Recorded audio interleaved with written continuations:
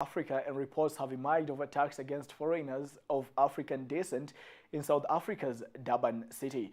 The attacks, said to be as recent as Monday, are due to the local allegations that the foreigners were taking up all their jobs and operating their shops in local areas, leaving the South African nationals economically dependent and challenged. Here's Christine Kamau. South Africa locals have attacked foreigners in the country in a recent wave of attacks termed as xenophobic. The foreigners, who are mostly undocumented African immigrants, are said to be employed by local companies instead of South Africa citizens. The foreigners are said to have resorted for protection in police stations, and so far, 3 people are said to have died. Our brothers, black brothers in South Africa, are chasing us, calling us a foreigner in our continent. I got company, I got shops, and 10 South Africans are working for me. So they should be very, very happy that I'm here. However, a statement from the Office of Malawian High Commission is that the wave of attacks is rather criminally motivated than xenophobic. I don't believe it's a xenophobic attack because communities of that area, we are having representatives right here. By the time other Malawians left the area, their belongings were looked upon by the committee members. South Africa's President Cyril Ramaphosa has, however, stated that his government does not tolerate xenophobia at all.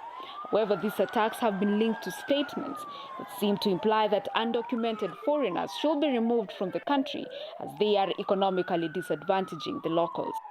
The attack on foreign nationals, for whatever reason, is a form of intolerance that the people of this country have rejected many times before and must do so again and again and again. The legacy of apartheid continues on in South Africa, and this has left people in the townships and small towns living in abject poverty and high crime. These locals, however, attack immigrants, undocumented as it is, but who take up unskilled labor and jobs and start shops, making them rise economically unlike the locals. Leader of Economic Freedom Fighters, EFF, Julius Malema, has condemned these attacks. And police are not doing anything. Police are holding their hand, watching them clean us, burning our shops, and the government is not saying anything. We're all disappointed and we're very sad. In 2015, statements from the Zulu king Goodwill Zwelithini is said to have addressed a gathering and called for foreigners to leave the country. It is alleged that these statements motivated xenophobic attacks in the country. In 2008, similar attacks led to the death of 60 people. Christine Kamau, KUTV.